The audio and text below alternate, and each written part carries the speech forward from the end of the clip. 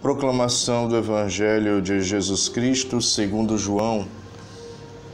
Naquele tempo, muitos dos discípulos de Jesus que o escutavam disseram: "Esta palavra é dura, quem consegue escutá-la?" Sabendo que seus discípulos estavam murmurando por causa disso mesmo, Jesus perguntou: "Isso vos escandaliza? E quando virdes o Filho do Homem subindo para onde estava antes? O Espírito é que dá a vida, a carne não adianta nada. As palavras que eu vos falei são Espírito e vida, mas entre vós há alguns que não creem." Jesus sabia desde o início quem eram os que tinham fé e os que haviam de entregá-lo. E acrescentou: "É por isso que eu vos disse: ninguém pode vir a mim a não ser que lhe seja concedido pelo Pai." A partir daquele momento, muitos discípulos voltaram atrás e não andavam mais com ele. Então Jesus disse aos 12: "Vós também quereis ir embora?" Simão Pedro respondeu: "A quem iremos nós, Senhor? Tu tens palavra de vida eterna. Nós cremos firmemente e reconhecemos que Tu és o Santo de Deus." Palavra da salvação. Meu irmão e minha irmã, aqui é Frei Wanderlan, trazendo para você a breve reflexão do Evangelho do dia. Hoje nós meditamos o Evangelho segundo João, capítulo 6, versículos de 60 a 69.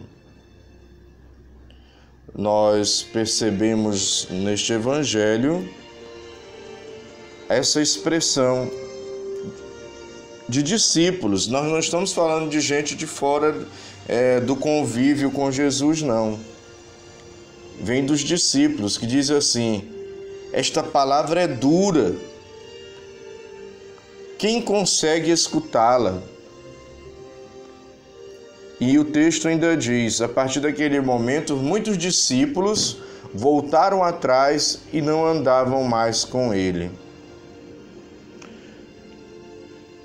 Quantos católicos, desculpa dizer, não estou acusando ninguém, às vezes tem esse mesmo comportamento. Essa palavra é dura.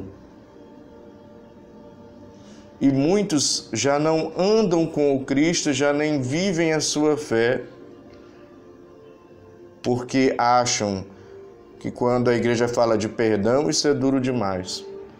Porque acham que quando a igreja fala de rezar, isso é antigo demais, é antiquado demais. Porque acham que quando a igreja defende valores, por querer viver uma vida sem limites, relativizando tudo, também acham que é duro demais. Quantos e quantos não aceitam e rejeitam o sacramento da confissão porque agem dessa maneira. Esta palavra é dura demais. E muitos voltam atrás e não andam mais com o Cristo, não praticam mais a sua fé. Quantos, quando a igreja fala contra o aborto, se comportam dessa maneira? Esta palavra é dura demais. Quem pode conseguir escutá-la, ou seja, quem pode vivê-la? Aí colocam várias desculpas, justificativas, uma lógica mundana para justificar a má vontade de escutar, a má vontade de seguir e a má vontade de reconhecer a verdade de Deus revelada, porque eu quero viver naquilo que me convém, naquilo que me agrada, naquilo que me é conveniente. Se me incomodar ou me tirar do meu conforto, eu não quero saber. Então a palavra se torna dura demais. Quem consegue escutá-la? E muitos discípulos voltaram atrás e não andavam mais com ele. Quando a igreja fala contra a ideologia de gênero e as suas consequências, também essa palavra é dura demais. Quem consegue escutá-la? Quando a igreja fala contra a eutanásia, também o mundo diz: essa palavra é dura demais, quem consegue escutá-la? Inclusive os próprios discípulos, aqueles que inclusive são de dentro da igreja. Quando a igreja fala contra os modelos, os novos modelos de família, também muitos de dentro da igreja, essa palavra é dura demais, quem consegue escutá-la? Quando a igreja fala contra os métodos abortivos, contraceptivos, também essa palavra é dura demais, quem consegue escutá-la?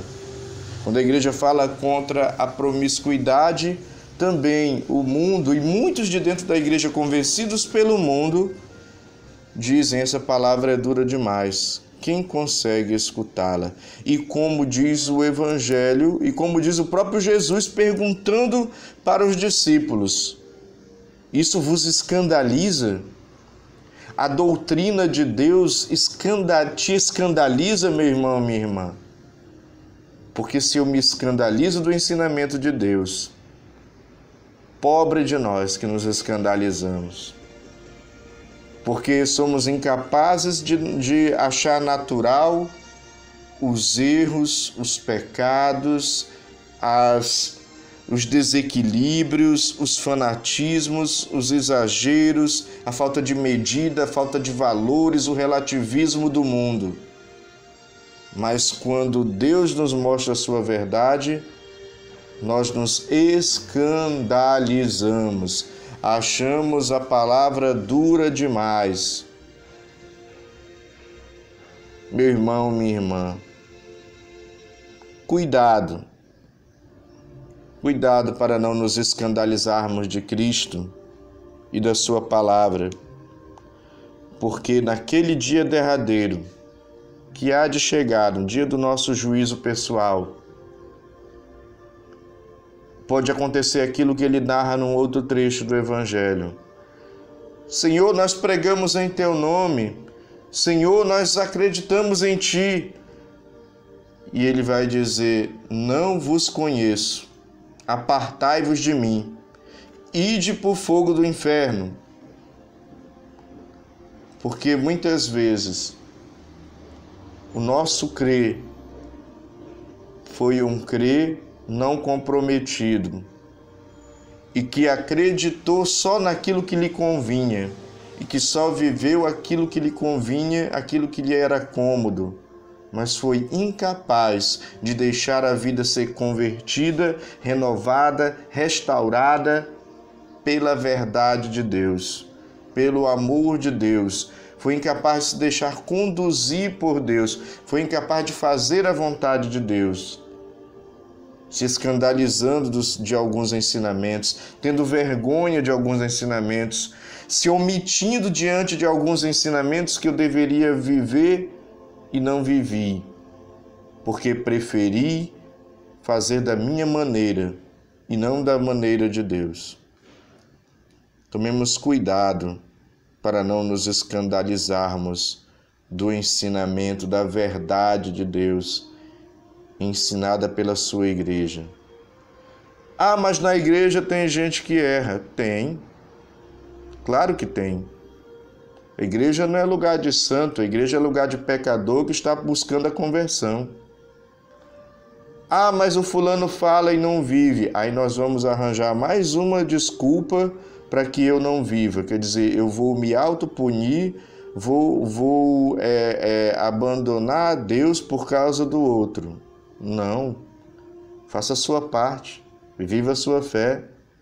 Acolha a verdade. A verdade continua sendo verdade, independente dos erros dos homens e das mulheres. A verdade continua sendo absoluta, independente das contradições que nós encontramos no meio do caminho. E por isso a verdade continua sendo a nossa grande baliza. E o Cristo nos disse: eu sou o caminho, a verdade e a vida. E ele volta-se para nós, como diz o Evangelho. Então Jesus disse aos 12: vós também quereis ir embora? Porque Jesus não dourou a pílula. Preste atenção. Jesus não está aí para jogar para a plateia, para agradar todo mundo, para fazer todos os gostos. Ele nos ama, ele nos acolhe, ele tem misericórdia de nós. Mas prestemos atenção que, inclusive com os fariseus, com os doutores da lei, com os saduceus daquela época, Jesus, ele aceitava escutá-los, aceitava fazer refeição com eles, dialogava e debatia com eles, e era inclusive muito educado, era muito polido, era respeitoso. Mas apesar de escutá-los, de fazer refeição com eles, de debater com eles, ele não os excluía, mas ele não concordava com eles. Mas havia ali, inclusive, uma discordância respeitosa, amorosa, sempre também com a esperança de que naquele diálogo pudesse brotar a conversão do coração daqueles fariseus, daqueles saduceus, daqueles doutores da lei. Então, Jesus, ele vira para os discípulos e diz: e vós, também quereis ir embora? Por quê? Primeiro porque ele nos deixa livre, e depois aquilo que eu vinha dizendo. Ele não está aí para agradar ninguém. Jesus não veio para te agradar, meu irmão. Jesus veio para te salvar. Jesus não veio para fazer os teus gostos, ele veio para fazer a vontade do Pai. Jesus não veio para ensinar uma coisa conforme a sua mentalidade. Ele veio ensinar aquilo que vem da sabedoria de Deus, que é Ele próprio. E é por isso que ele não está aí para agradar ninguém, apesar de dialogar. Ele não está aí para fazer a vontade de todo mundo, apesar de ser amoroso, compreensivo, misericordioso, compassivo. E é por isso que ele vira para os 12 e hoje se volta para nós e diz: vós também quereis ir embora? E Simão Pedro dá essa resposta inspirada por Deus, cheia de sabedoria e cheia de humildade também de quem reconhece a verdade e acolhe a verdade. A quem iremos nós, Senhor? Tu tens palavra de vida eterna. Nós cremos firmemente e reconhecemos que Tu és o Santo de Deus. Então, a quem iremos nós? Tu tens palavra de vida eterna. Então, eu quero Te seguir. A quem iremos nós? Tu tens palavra de vida eterna. Então, eu quero fazer a Tua vontade. A quem iremos nós?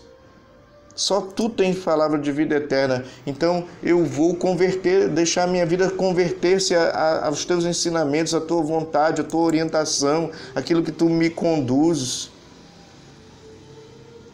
Só Tu tens palavra de vida eterna. Então, eu vou reconhecer nessa palavra um bem para mim, por isso vou repensar a minha vida, as minhas atitudes, as minhas escolhas, o meu comportamento, a minha maneira de viver. Tu tens palavra de vida eterna, então eu vou levar essa vida eterna a sério. Eu não vou me escandalizar dos Teus ensinamentos. Eu não vou dizer essa palavra é muito dura. Mas eu vou me esforçar para corresponder ao Teu amor, à Tua vontade. A quem iremos nós, Senhor?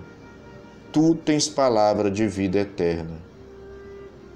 Louvado seja nosso Senhor Jesus Cristo, para sempre seja louvado.